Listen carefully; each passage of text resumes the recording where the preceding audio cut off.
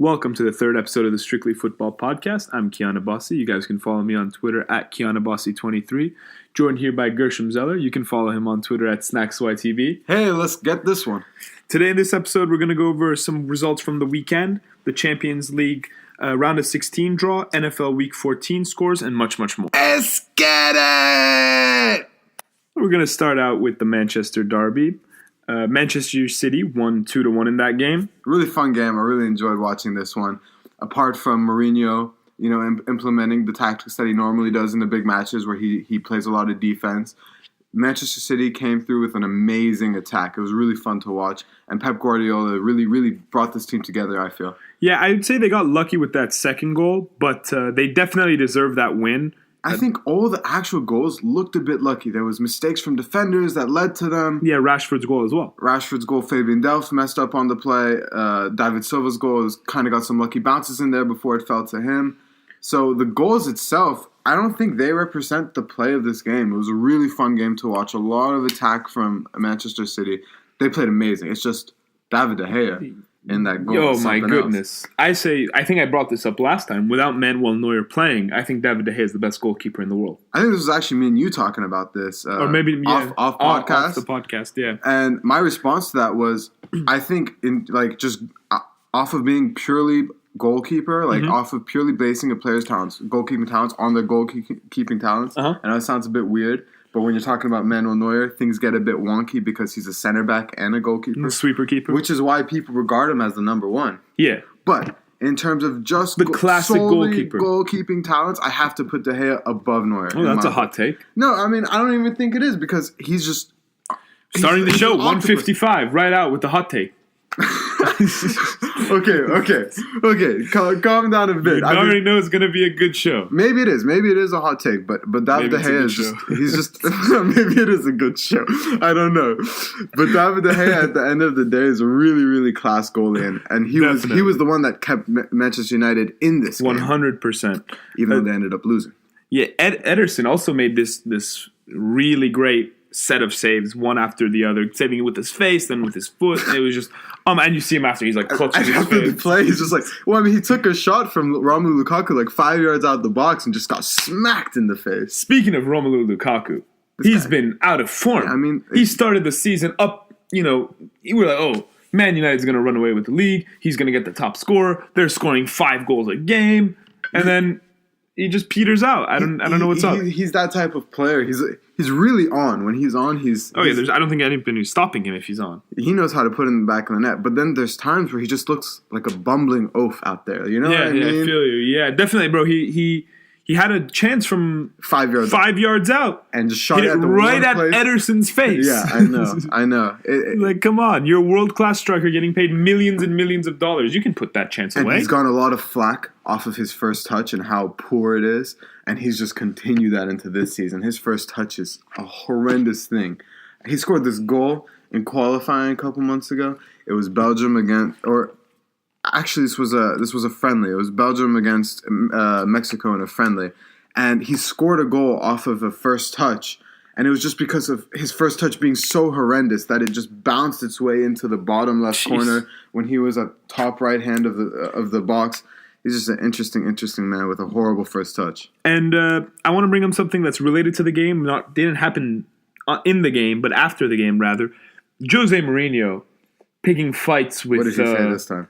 With the man... I don't want to repeat the quote as it contains some vulgar language. But really? Can you give us the gist? Because I haven't heard it. He shouted some, hey, bleeps to Ederson. Really? He said, yeah, it was bad. It was him and Pep have had a little thing. But this comes up every high, what is it? High profile Manchester United losses. Yeah. Which are becoming more and more. Oh, okay. Jose Mourinho, without failure, always tries to move the attention from not the poor play on the field, but his mouth. So you think he's Donald Trumping us? I think he might be Donald Trumping us. He's saying, we needed a penalty right there against Herrera, which, by the way, I don't think it was a penalty. No, it was definitely not enough contact. And then he goes out shouting, and apparently there was a little scuffle between the two sides in the locker. And, I mean, that's just where is that? Take your defeat with grace. Put your head down. Does. Never does. He's one of the biggest sore losers in world football. And when he wins, he likes shove it He in does. people's faces. Every time he beats Arsenal, he doesn't let Arsene Wenger. Arsene Wenger is one of the most composed managers. He is. In the press conferences. I have a lot of respect for that man. He looks like a GQ model out there sometimes. That's a handsome fool. Come on. He's a good kid. He's been there a long time, which you can't say that for a lot of managers, being there above more than 10 years, 13 years, 14 years now. Yeah. More. Yeah. It's insane. So a great tenure, and, regardless whether you're on #Wenger in, #Wenger out. Which is something we do have to bring up eventually. One of these days we're going to have a Wenger in, Wenger out conversation. Yeah, I mean, normally around this time going into the Christmas break, Arsenal's sitting pretty at the no, they're usually sitting at the top or close to the top, and then they always in the second half of the season they drop it. But now they're sitting it's the opposite way, so you never know. Well, this whole January transfer window that's coming up is very interesting for they want to pick up Thomas Lemar. They want to pick up Thomas Lemar because these are to fill holes for players that could be leaving, such as Alexis Sanchez and Mesut Ozil. Both of their contracts are running up. There's been a lot of talk about moving them on in January so that they don't lose them on a free. Correct. Yeah, makes sense. So this is the week. This is the month rather. All right. Moving on to Mohamed Salah and Liverpool. What's new about this Egyptian pharaoh? No, he had a great performance with a wonderful goal. Wow, just cuts in beautifully down the right flank, takes a couple defenders, swings a left foot at it, top left corner. Yeah, I mean, pick it out, son. That was really beautiful. I love his play each and every week. And Liverpool's attack for the majority of this game looked great. Mm-hmm. But Everton's 5 in the back, negative defensive play style was enough for them to squeeze out a draw. Off the penalty kick goal. Exactly. Yeah, Wayne Rooney, props to him, gets another goal in the PL. Versus Liverpool. Yeah, I cheer for him at the end of the day. I do like Mohamed Salah. Also, speaking of managers, Jurgen Klopp was livid after this performance. Really? Yeah, he thought his side deserved a win, which they did. They dominated the whole game.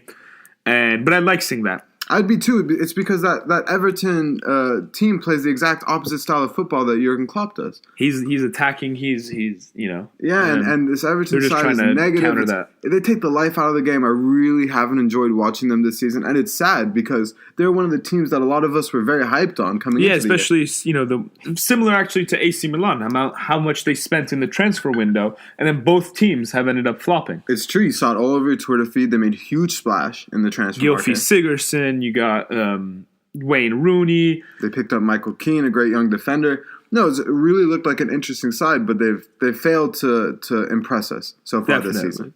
Now moving on to Harry Kane, and he had a brace versus Stoke in a 5-1 win. We said in our last podcast that Tottenham needed to stop drawing and losing in games where they have a chance to win, a great chance to win. And they showed in this win that they can deliver, and they delivered with 5 goals. Harry Kane played well. I love how you single him out. He had an amazing game. But Heung-min Son also played great. He's been on form so far. Yeah. He had also a wonderful performance in the Champions League over the week we didn't talk about. I really like this guy. He's an electric player. Yeah. Yeah, no, he is. He's definitely going to be... We'll see what happens with Tottenham. I mean, they've been world-class chokers for the past couple of seasons. They have, but I have told you this year when we were making our predictions, we didn't start the podcast early enough in the season for you guys to hear what were our predictions for the teams that were going to take the Premier League. My pundit friend over here took Manchester City, which is looking like a great pick, whereas I took Tottenham. And so far they've been disappointing, but I like Tottenham as a side. I enjoy watching them, and they're the team I want to win, just for the sole fact that they haven't. I like that story. That's why everybody loved Leicester when they won. Beautiful story. You want to see Tottenham choked it away against Leicester. Yeah, choked it away last season. Third time's a charm. Maybe. I don't know. They're kind of behind the pace right now. Maybe that's a good thing for them. But we'll see. The past 2 seasons, they've been above the pace. They were, and then they dropped off. Maybe this year they play up to their competition. Exactly. Arsenal, pretty disappointing as usual. Yeah, it's a really. We highlighted this game actually. We did. We highlighted this game, and it's a really good juxtaposition. We were saying a lot of the same things between the Tottenham game and the Arsenal game. In the last episode, we were saying that Arsenal, much like Tottenham, needs to show that they can deliver against these lower league or mid-table sides. And Arsenal wasn't able to do it. Arsenal disappointed. And I know Arsenal fans are used to this sort of thing, but it's something that you still have to be outraged about. Yeah, definitely. Hashtag Wenger in, hashtag Wenger out. Yeah, put your hashtags out there. Go talk to that, fat guy on the YouTube channel. I don't know his name. I like him. I'm not just calling him fat to make fun of him. He's a good man. But I'm just saying, like, you gotta go. The Arsenal Football TV? Spread your word. Arsenal Football TV, yeah, that guy. Arsenal Fan TV, Fan TV. That guy, yeah. He's a celebrity now. He became his celebrity status. I love when you see those YouTube videos of the people making fun of the Arsenal fans and their language. Like, hey, blood. Brav. Fam. That's what they say. Fam and brav. Now we're going to move on to Spain. And another game we highlighted for you guys. Madrid convincingly won 5-0. And it was all in the first half as well. 5 goals all in the first half. They came in, they got to commemorate Ronaldo's 5th Ballon d'Or. 5 Ballon d'Ors, 5 goals, and an amazing performance by him as well. Needed it. I think because Sevilla is a good team. They are. No doubt about it. They needed this game. They had a big win versus Apoel, but Sevilla is not Apoel. Madrid needed this game. Yeah, that's what I'm saying. Yeah. Madrid needed this game. Ronaldo needed this game. Yeah. He got his Ballon d'Or. He scored a brace. Yeah. Now it's... He's gone back into form ever since that Apoel game, actually. I think so. Scoring against Dortmund as well. And having a brace in this one. Now he's looking good. He's looking on form. Hopefully. And so is that Real Madrid midfield. They've shown that they can control games once again. And that's what they really need. I just want team to be amazing. Yeah, definitely. I want to highlight one specific player who doesn't garner a lot of attention on this Real Madrid side, but he's put in a lot of work, and I just wanted to give him the credit. My interest. The credit that is due. The young Moroccan, Achraf Hakimi. Okay. He scored a goal. Okay. Against Sevilla. He's been playing right back in relief for Dani Carvajal, who's been in and out with heart issues. But he has been consistent. I'm not saying he's Dani Carvajal, but he's a very promising young talent. And, we'll see what he can do. He's going to be playing in the Club World Cup with Madrid. You say he's no Dani Carvajal, but I personally take offense to that because I don't think Dani Carvajal is the type of player to be given that much respect. I think Dani Carvajal's up there with the top 3 right backs in the world. I disagree. Give me your top 3 right backs in the world. Well, Dani Alves is obviously still number 1.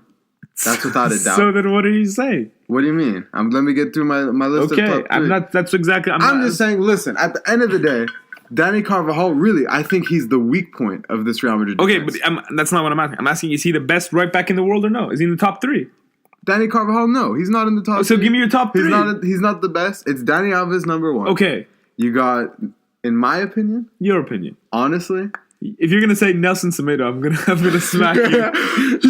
He's really quality. This is his first half season at a big club. Yeah, I know, and he's not even getting all the minutes, which is so stupid of the coach. So you can't put Nelson Semedo as your second right back in the world. Would you count Sergio Roberto as No, I don't count Sergio. Both of those right backs. That's just the Barcelona bias. There's no way. Sergio Roberto and Nelson Semedo are not the 2 best right backs. I'm trying to give your team credit. You chose 3 Barcelona right backs. Let me finish my point about Dani Carvajal. Okay, it has nothing. I have nothing against him. I'm just saying he doesn't deserve to be in that. No, he doesn't deserve to be in that Madrid back 4. It's an amazing back 4. Who are you going to put in instead? Wait, they can find some Achraf Hakimi. Put him in instead. That's why I was highlighting him. Okay, I'm agreeing with you. I'm saying it's good. I'm just saying you're giving Dani Carvajal a bit too much respect here. Listen, Dani Carvajal's a hothead. He gets into too many tackles and he puts his team in bad positions. Sergio Ramos. Okay, but at least he's a great defender to make up for it. He's an idiot too, and gets his fair share of yellows and reds. But Dani Carvajal just is a liability in my mind. All right. Moving on, Barca had that 2-0 victory against Villarreal. Yeah, Villarreal played a very defensive game. They had 11 in the back. You think they were playing for the draw? They were playing for the draw, but they got a red card late on in the game, and that just opened up the field a bit more for Messi, and he was continuously able to find Jordi Alba out on the left-hand side, and one of those balls were bound to have gone in. So then once the pressure was drawn onto Jordi Alba, Messi was able to find his way through the middle, and Suarez was able to get the first one through a nice tiki-taka little passing play started by Messi, going through Paco Alcácer and ending with Luis Suarez. It was good to see him get another goal. He's been off form recently, and this game didn't look too good apart from that goal. So we're hoping for him to bring his form back up. Yeah, we'll keep an eye on that. Valencia is trying to keep up with the pace. Really 2-1 quickly, win. one more thing about the Barcelona game. I wanted to tell you all that Messi scored another goal in the league. Right. Didn't he tie? He tied some record, right? I hadn't heard about this. Oh, he tied Gert Muller's all-time goals for a single club. Oh wow, that's actually a huge one. He's beaten a few of Gert Muller's impressive. And he's going to beat another one. That's another one. That's pretty impressive. There you go.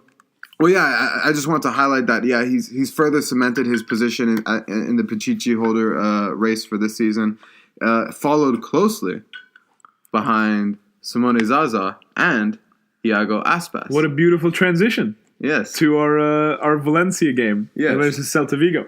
Yes, it was not planned whatsoever. This was totally natural. like most of our shows. That's why not we were planned. moving on to the Valencia Celta Vigo game, and then I had to bring it back. But no, okay. Anyways, moving on. Keon, tell us how the game went. So Valencia won 2-1. Simone Zaza scored a goal, like you mentioned.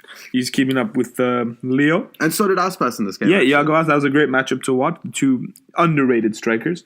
Aspas' goal in this one was really nice. I don't know if you got a look at it. It was I did. cracking check goal. it out. Cracking goal. All right, yeah, but Zaza, very good. He had difficulties because I think when you think of Simone Zaza, you think of that botched penalty kick in the Euros. Yeah, that is what people. And know. I think that's what he's trying to get away from. As he should, at that time he was a lesser known player, but now at Valencia at a big club, he got his move. He's making a name for himself from Sassuolo. And now he went to West Ham, and then he came to Valencia. Oh God, and that was disappointing. Yeah, that was But I can't blame that on him. Just that West Ham side kind of looked a little disappointing. But not this weekend, West Ham fans. I wanted to shout you out as well. They got the win over Chelsea. There you go. Chelsea another loss. We're going to come back to Chelsea a little later on in the show. Maybe there's a reason I'm so excited. Chelsea lost to West Ham. Maybe you can hear the smile in my voice. We'll peek that later. Another big game that we highlighted was the MLS Cup Final versus Seattle and Toronto. We got to give our brothers in Major League Soccer some love. 23 shots for Toronto in this one. Wow. Big disparity. Toronto dominated this game, 1-2-0 in the end. Josie Altidore getting a goal. They deservedly won this. If you didn't catch this, I'm sorry. The fans in this game were incredible. Like we mentioned last time, the Toronto fans put on a show. Our brothers up north in the Great White North. Toronto was able to show in this game that they have quality throughout their whole entire team, and I think that's why they were able to take the W. And I mean, we were talking about this earlier, and I have to highlight it. This is Seattle's second MLS Cup Final in a row that they've lost. No. They won last year. Oh, they won last year. They won. It's their second MLS Cup. They won it last year. However, unconvincingly, they won it in penalties. So this is not a new Seattle. I'm remembering it wrong. But I just remember Seattle being so horrible. Because let me tell you who got the MVP of the match last final. It was Stephen Fry, their goalkeeper. So when your goalkeeper is your man of the match, made a fantastic save against a Josie Altidore header that was bound to go into the top right corner. I don't know how. And the last one. Oh, okay. I don't know how he got there. But they played the game. Toronto dominated that game too. Just couldn't find a way past Fry. And eventually Seattle was able to put him out in PKs. But again, this was another unconvincing Seattle game. In a big game, they weren't able to come up. Pretty interesting. I mean, I don't know. Toronto is a very good side. Giovinco, Altidore, Bradley, they have a good squad. Seattle does as well. Yeah, but, they do. They just weren't able to come up. Yeah. We have some breaking news, actually. Dortmund has hired a new manager, finally. This is a long time coming. Yeah, they hired a new manager. It's an Austrian who I really like. He's a really interesting guy. His name's Peter Stoger, and he's coming off. He was recently fired by Köln. Okay. He's been their manager for the past 3 years, and he's brought them from the second division of German football to the first and to European football within that first season in the first league. And Köln since then has been a mid-table side, but he's showed that they can play great football. However, this year, he had only won one game before being fired by Köln. So it's kind of a weird decision by Dortmund. I disagree. I thought it was more of a weird decision by Köln to let him go, but with these mid-table sides, they want to look at the they can't look at the big picture. They can't afford to look at the big picture. Because if a side like Köln gets relegated, who knows when's the next time they get back up. True. However, Dortmund, can't afford to look at the big picture, which is why I think they hired him. This man is a really interesting manager, and I think Dortmund fans will be happy with him. Well, we'll see. Usually what happens right after a new hiring is there's a surge, so don't be surprised to see Dortmund win the next couple of games. Yeah, hopefully the players rally around the new coach, and hopefully Aubameyang gets out of his poor form. Now we'll see. Now, this is definitely the big part of this part of the show, is our initial reaction, uncensored, first time we're talking about this. What are the groups? I want to see what they are. The Champions League round of 16 games. And we're going to pull it up right here. What are the matchups? All right, there we go. Wow. And we're just looking at it right now, trying to analyze them. We're looking at some big ones. Wow. Okay, let's go in order because, wow, these look amazing. Holy hell. Okay, these look great. Wow. Okay, starting from the beginning, though. Juventus against Tottenham. That's, ooh. Great matchup. I can't even tell you who I think is the favorite in that one. For me to initially give you a win, okay, you know what? I'll give you one. I think Juventus is going to go through. I'm going to go on the opposite. I think the English are. I think this Champions League is going to provide for a resurgence in English football in Europe. I mean, so far all the English teams have progressed out of their group. I think there will be one English team in the semifinal, and I'll tell you that I think it's going to be Man City. I wouldn't disagree with there, especially now you see Basel against Manchester City. That's the next matchup here up on our marquee. Yeah, I think they're going to take that easily. They're going to progress easily onto the next round. I mean, looking through these games, all the English teams really have a nice road ahead of them, except one, which we'll get to. We'll get to them. But again, Liverpool is facing Porto. I think they should be able to come out of that with a win. Never be so confident in Liverpool to come out with W's. You know, as much as we've been praising their attack and saying how good Liverpool is, they still have the potential to upset every week. They have the potential to just concede goals through the back and lose games. Well, isn't that how all goals are conceded? Fair enough, but Liverpool takes them especially well and especially frequently. So I don't know. Porto, don't take them out just yet. Although I do agree with you. I think Liverpool will go through. Don't count Porto out just yet. Man United Sevilla. That's a good one. That's another good one. It's a rematch of that Europa League final from last year. And I think United are going to come through. Yeah, although Romelu Lukaku has been struggling, I think they're still too good for them. They're too much, and they've got an amazing defense with an amazing goalkeeper behind them. They're an interesting side to watch for the rest of the tournament. Next, I'd say, is our game of the round. Sure. Game of the round, for sure. Real Madrid versus Paris Saint-Germain. Neymar left Barcelona. Neymar left Barcelona to become the man on his team, the man on PSG. And if he wants to cement that position, if he wants to show that he deserves to be that guy that can be compared to Ronaldo and can be compared to Messi, he needs to take his team to the final of the Champions League. And that cannot be done without beating Real Madrid. And some other big boys along the way if they plan on getting to the Champions League final. But this is going to be an incredibly tasty matchup to watch. I'm really looking forward to this one. Because I want to say right off the cuff, I want to say Real Madrid. I have this gut feeling that's telling me that PSG will go on. That's just unfortunately, Champions Leagues don't start until February again. So we have to wait. We have to wait. We have to see the form of these teams then. We have to see if any injuries, any January transfers come in. You're breaking my heart here. I want to watch this game now. Yeah, I know. There's so many good draws right here. Wow. Yeah. Moving on to maybe a less flashy one, Roma versus Shakhtar.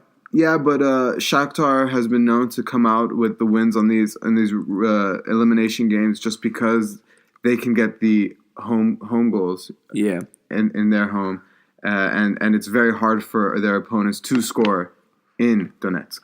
Yeah. Okay. Now here's your team right here, Barcelona against Chelsea versus Chelsea. I'm a bit scared. Something happened last time Barcelona went to Stamford Bridge, right? Yeah, but that was years ago. It was a different Barcelona team, and it was definitely a different Chelsea side. Different Iniesta. Oh, beautiful. Anyways. You're remembering that goal. I'm remembering that goal. I'm playing it back in my head. Wow. Yes, exactly. But I think I still have confidence in Barcelona to take this game. Yeah, I do too. This. I think it'll be a little hard, just like Paris and Real Madrid. I think both the Spanish teams will come out, but it won't be as easy as past years. No, definitely not. You're facing, the English champions. Yes. Although they have been a little disappointing. Yeah, no, but I mean, nonetheless, champions. Nonetheless. And Alvaro Morata, he knows how our team works. He scored a goal on us before. He's both on Juventus, I think, as well, maybe. Yes. And on Real. Yes. So. From both teams, yes. So he just needs one more team to make it a hat trick of goals against Barcelona. He's a really good player. I think Chelsea really got a great player in him. Alvaro Morata. So look to him in this game. All right. And the final game of the round of 16, Bayern is going to Besiktas. I think Bayern is that the Pepe come to Besiktas. I think Bayern is going to take this one. Although I was talking up on Besiktas in the last episode, I was telling Bayern are too strong. Exactly. I was trying to tell our listeners that they're really good at home. Besiktas is really good at home, but Bayern, you're right, is too strong. They will not Especially fail. against Jupp Heynckes. We brought this up in a previous episode. My boy. He's bringing back the real Bavarian football to Bayern. Yeah, that's definitely a lot of good matchups. Could we get a quick round of predictions? Just quick fire. We're going to go. You're going to give me your 8 to go through. I'll give you my 8 to go through. Just per each game. Go. So I picked Juventus coming out against Tottenham, City coming out against Basel, Liverpool coming out against Porto, United coming out against Sevilla, PSG coming out against Real Madrid, Roma coming out against Shakhtar Donetsk, Barcelona beating Chelsea, and finally Bayern taking Besiktas. Mine's very similar. I'm going to go with Tottenham to come out over Juventus, Man City over Basel, Liverpool over Porto, United over Sevilla. I'm going to go Madrid over PSG. I'm going to go Donetsk over Roma. I'm going to go Barca over Chelsea and Bayern over Besiktas. But definitely a lot of interesting matchups, a lot of interesting head-to-head. You got Ronaldo versus Neymar. You got Morata versus Piqué in Barcelona's defense. You got Harry Kane versus Chiellini. I'm really looking forward to the Juventus-Tottenham games. I think Tottenham is going to struggle in this one for one key reason. I think they'll have just a bit too much on their plate because of how intense BPL action is and how intense their weekend games can get. I think that wear and tear will just carry into the week, and Juventus, who somehow always look rejuvenated, always look fresh, will be able to take them both in London and in Turin. All right. Originally, before the season had started, I had said my top 4 for the Champions League was Real, Paris, Barca, and Bayern. Obviously, that's going to change now. I'm going to take Paris out of it. I'm going to go say Real, Barca, Bayern, and Man City. I personally would keep Paris inside. You would take Madrid out of it. I mean, one of them is going to fall out because of the matchup. But the only real somewhat of a hot take that I have, I think we're going to find both Manchester sides in the last. So who you take Bayern? Or you said I'm assuming you're saying Barca. I take Bayern out. No, I'm saying we're going to have Manchester City, Manchester United, Barcelona, and Paris in the final 4 of the Champions League. Well, we'll see. That concludes the world football portion of our podcast, and we'll be back with the NFL Week 14 portion. Now we're going to go over the NFL part of our show. We're going to go over NFL Week 14 scores, starting off with the Falcons versus the Saints on Thursday Night Football. Yeah, last time we left you guys, we said this was going to be an exciting, high-scoring matchup between the Saints and the Falcons, and that you had to tune in. And yeah, you didn't have to tune in. We might have been a little wrong with that one. The highlight was Devontae Freeman's performance, and I'm not just bringing it up because I predicted he'd have an amazing game in the last show. I said to our daily fantasy football fans that they should pick him up in whatever matchups they're playing in this weekend. But I'm bringing up his performance because he came through in the clutch. When head coach of the Saints, Peyton, signaled a choking gesture to Devontae Freeman, he ended up scoring a touchdown on the next drive, and he came through when his team needed him most. I got to give respect to him and the whole Falcons team as a whole. They played really well. They were able to get to Drew Brees defensively. So I'm looking for them to continue their good form. Yeah, it was a good win, making this NFC South and the whole NFC picture a little more interesting, even more now. We knew though that the Falcons weren't a team that you could just gloss over and say, yes, no, but they have with no the chance Saints. of No, but I'm making talking it to about the the Saints losing. Well, yeah, that as well, of course. That makes it a little more interesting now. Maybe arguably the most disappointing game of the week. Bills beating the Colts in the blizzard of Buffalo. Well, I was trying. I tweeted this out. I was trying to tell people that now is the time of year where you, especially as a fantasy player, I mean, it's not so pertinent. It's not the most pertinent information to the general watcher, but as a fantasy player, now is the time of year where you have to check the weather reports because yes, a snowy game like this does affect play, especially quarterback play. And the quarterbacks on these two teams aren't amazing to begin with. Right. So I never expected Nathan Peterman and Jacoby Brissett to have amazing games in this one. So I'm not surprised to see a 7-13 scoreline where the Bills came out with a win with Nathan Peterman under center. It's a bit crazy. Now, the Giants losing to the Cowboys 30-10. The Giants were not able to facilitate an offense. Eli Manning showed streaks and flashes of him being, obviously the world-class quarterback that he is, but he wasn't able to do enough. He was also a player that, we were hyping up a bit. We highlighted, yeah. But he just was not able to come through, hence why he was in the boomer bust portion of last week. And he busted. And he did bust, fatly. But we can't just gloss over... it was a fat bust. Anyways, we can't gloss over the Cowboys' amazing play in this game. 20 points in the fourth quarter. And they were really good. It was not just garbage time points. Like this was this was points that they needed as the Giants were trying to mount their comeback. It was a really, really interesting. There was no comeback. The game was tied. They were tied, exactly. I mean, they were down initially and then they came back. Hence why I used the word comeback here. Anyways, the Cowboys showed really, really good play in this one, and I'm excited for them moving forward. Hopefully they can make the playoffs. We're going to talk about that a little bit more. Yeah, we'll talk about it a little later. The Bucs fell to the Lions, 24-21. Yeah, Matt Stafford was able to get it done. It was a really despite a hand injury. Despite his hand injury and despite all that's been going on with this team.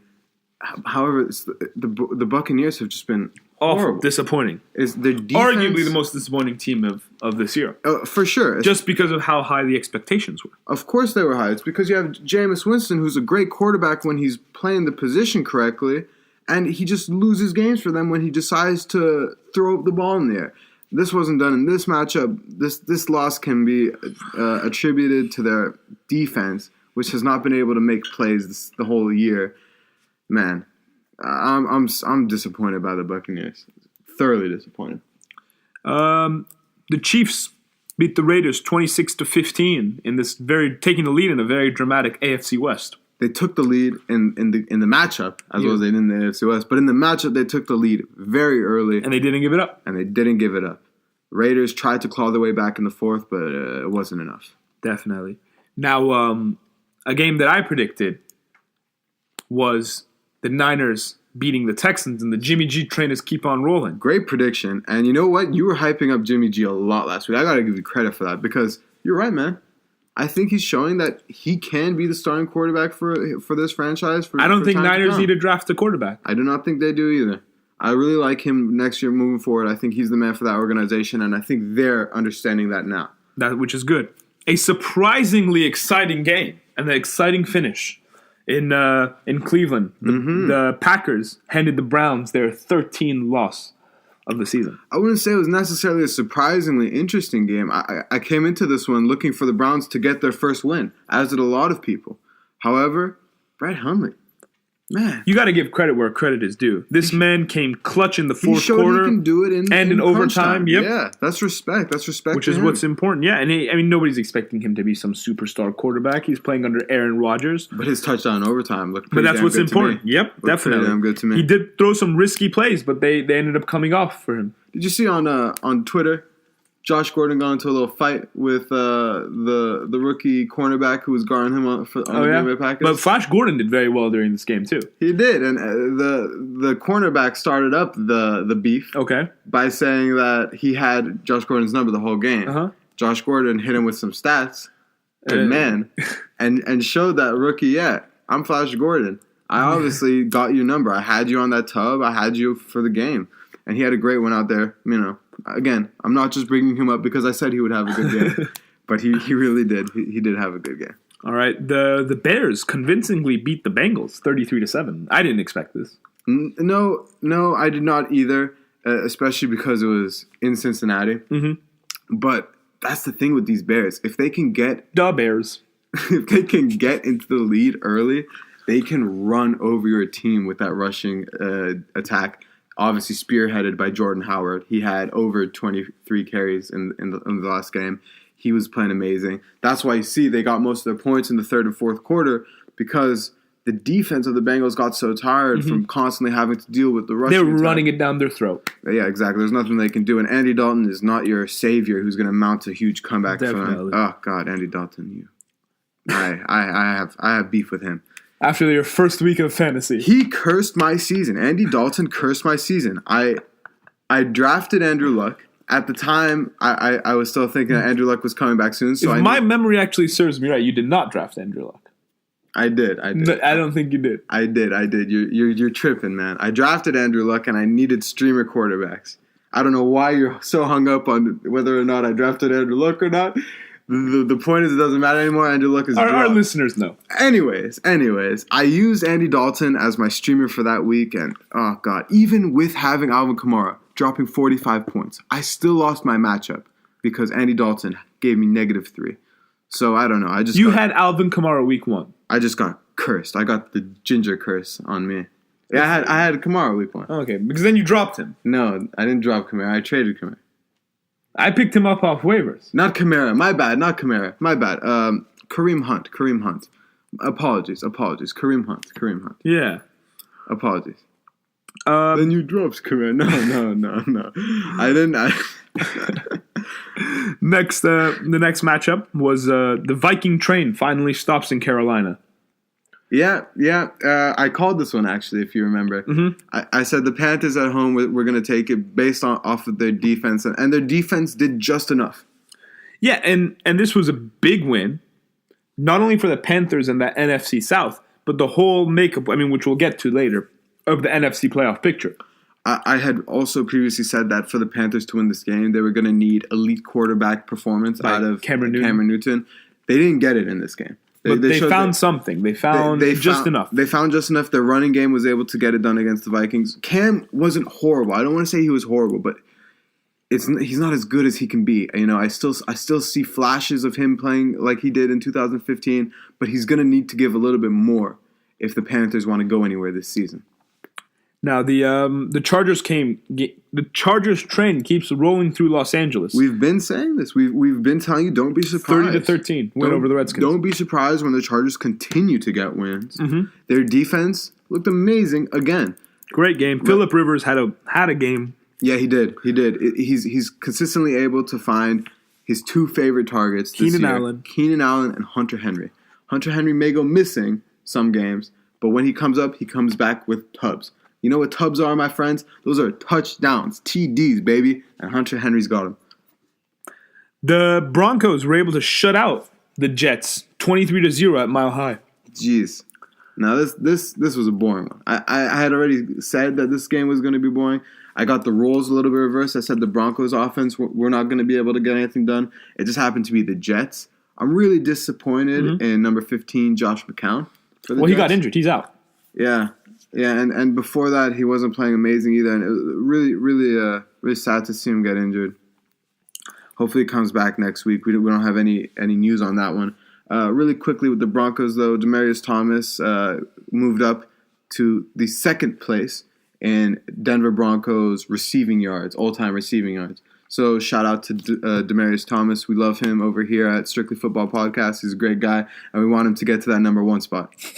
All right. These Cardinals, also another boring game, by the way.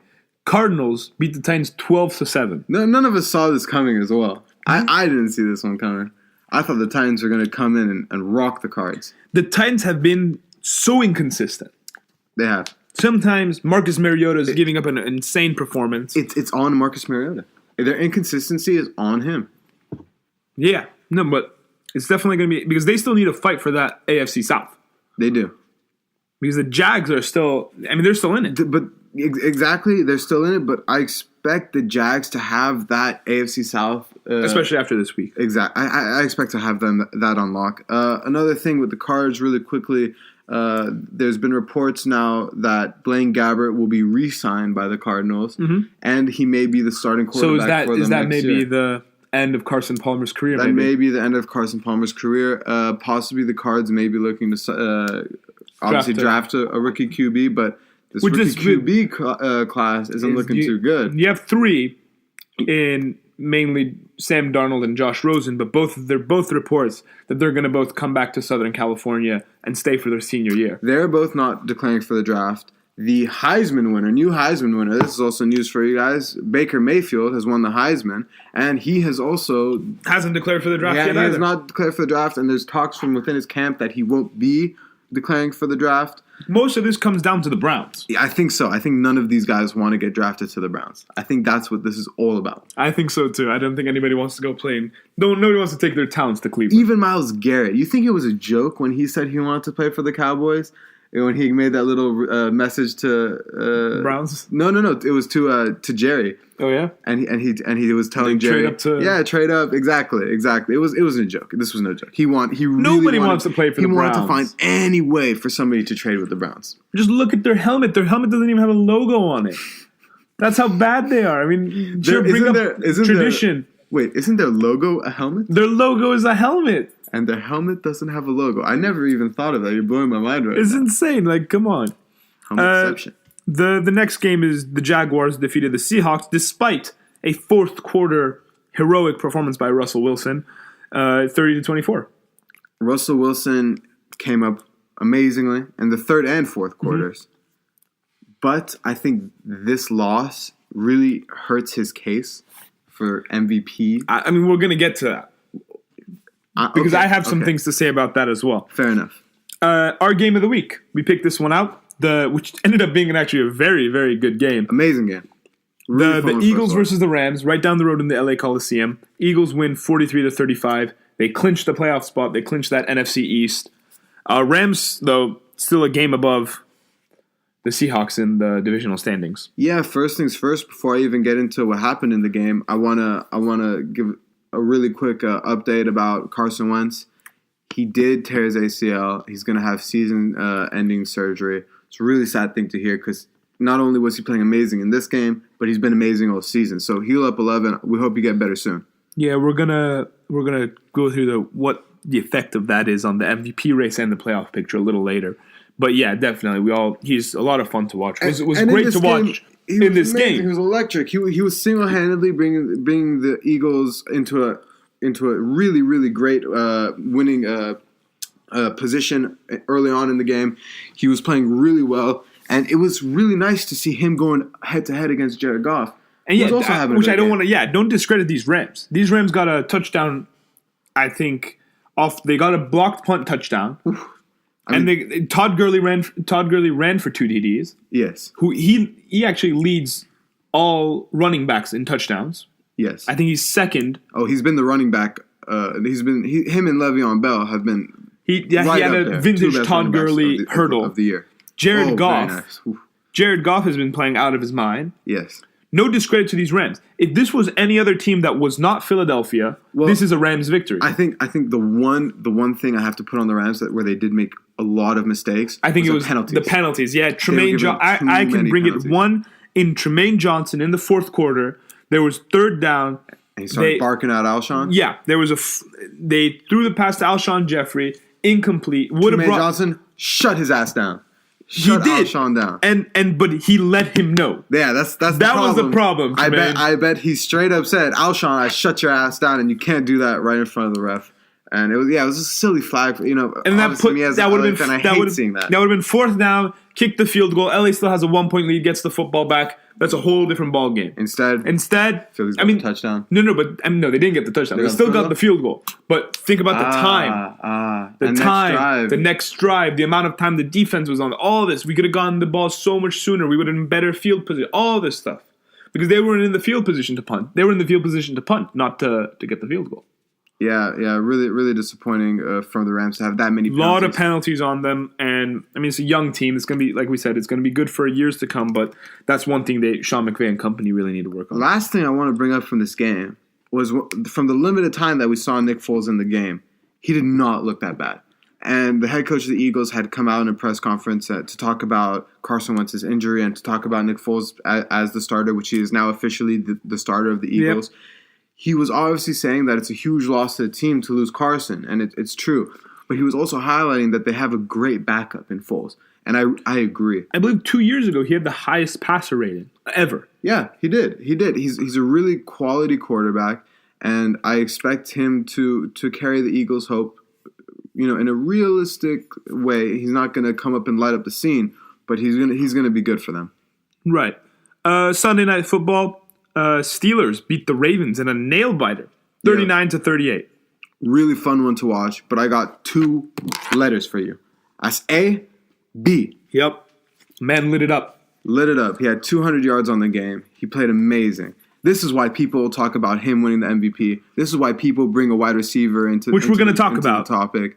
He played amazing. When they need someone to cement the winning position, when they need someone to close out the game, they got AB. They count on him. Yeah, definitely. Also, something that shouldn't go unnoticed is Ben Roethlisberger's 506 passing yards. Yeah, we've seen this. When he's at home, he feels comfortable for some reason. He loves Heinz Field. He understands the way the wind works up there, apparently, as well. And he was able to air out the ball. Yeah, definitely.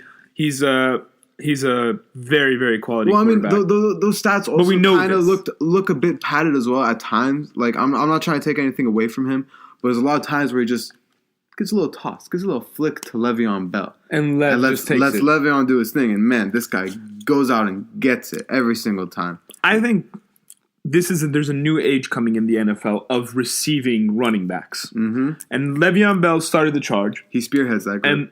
And this David season, Johnson, obviously. David Johnson, but I mean, we haven't seen him. Yeah, but we haven't seen him this season. Not this year, but last year. But yeah, he had the most receptions out of any running back. And lastly, I think Todd Gurley has been insane for these Rams out of the backfield off screen passes. He has. You know who's one of these players who catches the ball out of the backfield that excites me the most? Kareem Hunt. It's Tariq Cohen. Okay. I really love watching Tariq play. He just doesn't get enough opportunity on the Chicago offense. But I expect that to change next year. It's going to be a sophomore year. I think he's going to get the rock a lot more out there in Chicago. Maybe they even convert him to a slot receiver. You see that been done a couple times with these catching running backs. They move him out into a slot, and I think he'll work good there. We're going to now move on to the playoff picture and how this week's results affected that. So the Steelers and the Eagles both clinched their respective divisions. And we expected this. Which was expected. And right now, the places you want to watch, where you want to watch is the NFC West. You want to watch the NFC South. You want to watch the AFC South and the AFC West. I'm gonna tiptoe my way around this section because I get really confused when you start saying West and East and South and North. But I understand the AFC and NFC portion. So let me highlight. You get confused? I get a bit confused. It's a bit confusing because it's not so much regionally that they separate these teams. I don't even know how they do it. I don't want to. That's a topic for another day. I've been confused my whole life about the East and West. You've just been confused. Maybe. Possibly. But I want to highlight the Falcons. They jump over the Seahawks in standing in the head-to-head off of the head-to-head matchups between the two. They overlap the Seahawks. They're now the 6th seed in the NFC. They're now 6th seed and they have a spot in the wild card round. Yes. And I'm looking at those two teams specifically. Seahawks and the Falcons. Exactly. I think now, just look at this NFC South. You have 3 teams in here out of the 4. You have the Saints, the Panthers, and the Falcons all in. Yes. But the Panthers, I don't expect them to be there by the time playoffs come around. Okay, fair play. Next week, we're not going to go too far into next week's games, but that Rams-Seahawks game. Which I think we were even talking about it a bit last time. Just because it's such an important game even began. Because the Eagles game, sure, was important. Yes, but it is. What's more important is winning the division. I agree. And this Seahawks game is extremely important. I love that you're actually bringing it up because I actually even give the Rams a great shot to win this game. Because I think they win this game, It's done. Division's done. But Seahawks are then 8-6, and they're, we don't know if they're going to make the playoffs. We don't, and that would hurt. It would tremendously hurt Russell Wilson's chances at an MVP. It kills his chances at an MVP. I think now the MVP race with Carson Wentz's injury, I think the MVP race loses that third head. We'll get to that. We'll talk about that a little later. But speaking of Carson Wentz's injury, does that still bring the Eagles in the bye round or even in one of the top contenders? It depends. It's going to be week by week now, so we're not going to go too much into the matchups. But that's what I'm going to say. Fair. It's week by week with them now, and don't count Nick Foles out. That's my two major talking points. Don't count him out, and look for Alshon Jeffrey to have increased production now with Nick Foles under QB. Him and the tight ends saw the bulk of the targets without Zach Ertz. Without Zach Ertz, exactly. So look at Burton, the backup tight end in Philly, to take up the reins there. Look for them to produce because Nick Foles likes looking at that big target, and I think they'll be able to move the ball well with Nick Foles under center. AFC looking over there. Steelers, Patriots, I think we all expected that. Where I really want to put the attention is the AFC West, because you have the Chiefs and the Chargers both vying for it. The Chiefs just beating them out on head-to-head. And then the AFC South, where the Jags and the Titans are currently both in playoff positions, but there's only a one-game difference between the two. I really don't expect the Bills to be in playoff I don't expect the Bills to be in either, but I put the Chargers. I would switch them on the Chargers.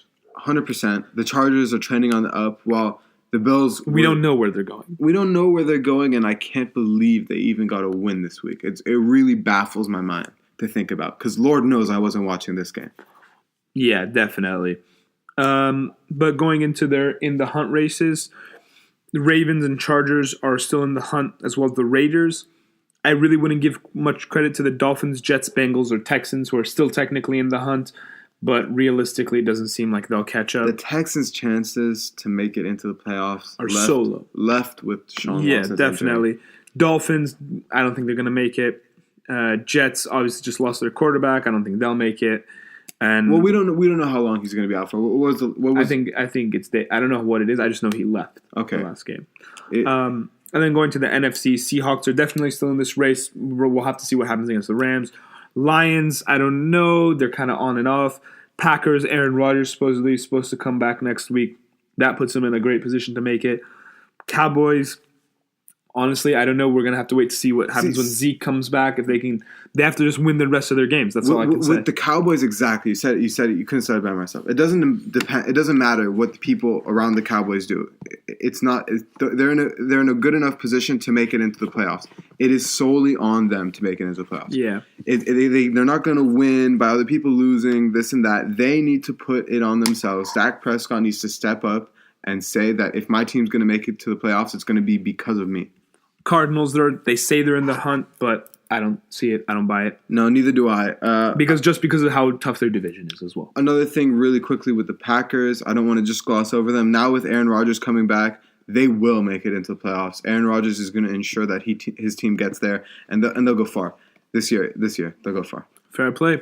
Now we're going to move over to the MVP race. And I think both of us have a certain Tom Brady as our front runner. Yeah.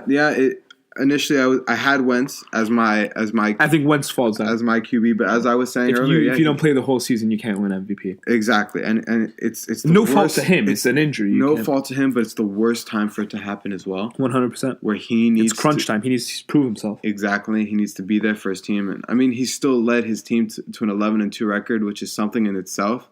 But I don't think he can get the MVP consideration anymore this season. And Tom Brady takes the number one spot for me. Yeah, for sure. Russell Wilson, I would say I would put him in at number 2. Again, I think it all depends if Russell Wilson makes the playoffs. But one really interesting statistics that I was reading was if Russell Wilson is going the way that he's going, he can lead his team in rushing as well. Yeah, he has been leading his team in rushing, and it's because of the problems in their backfield. Seattle has, yeah. It's interchangeable running back position. At first, it was Thomas Rawls, and then it was Eddie Lacy, and then it was this J.D. McKissick for a game, and then now they have Mike Davis, and they seem to have found their guy in Mike Davis. But he's not consistent. No, he didn't have the greatest game. He doesn't get the ball enough. He didn't have the greatest game last week, but I think he's a really interesting player. He's a fun player to watch, and hopefully they give him the trust. That's really what it is with these running backs. I don't think Seattle can afford to give him the trust right now, because what if it goes haywire? Who else do they have to back? They have Russell Wilson. Yeah, fair enough. At the same time, if Mike Davis gets the bulk of the touches for the next few weeks, he still probably won't be able to catch Russell Wilson, who's currently sitting at around 600 yards for rushing. As a quarterback, it's pretty impressive. I know it's not the totals that Cameron Newton was putting up in 2015, but it's still really impressive for Russell Wilson. He's been the offense. A third player I want to mention real brief is AB. Antonio Brown. I want to put him in the MVP conversation, a wide receiver, but he has been the heart and soul of this Pittsburgh Steelers offense. Yeah, I love that, man. I like how you're putting him in. I think somebody had to do it out of the two of us. Mm-hmm. I'm glad you're putting him in there. My third MVP choice now with Carson Wentz bowing out of the race. I'm looking at Alex Smith to prove that he can become the MVP early on in the year. That's interesting. That's an interesting pick. Early on in the year, he was a lock. I mean, people expected him to continue his season, the form of his season. He was playing amazingly, but the team as a whole dropped off, and that has really been attributed to Alex Smith struggling.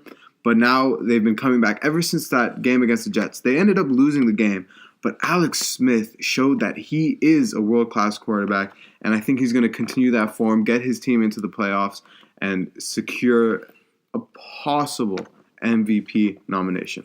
Yeah, we should all keep tabs on all those players. They're really good. And I would say that concludes our NFL part of the show. And we'll be right back. Thank you for joining us on episode 3 of the Strictly Football Podcast. Join us again on Thursday where we talk about NFL Week 15 matchups, the matchups throughout all the European leagues, and we just continue to have a good time. I've been Kian Abassi. And this is Gershom Zeller wishing you guys a great day. Peace.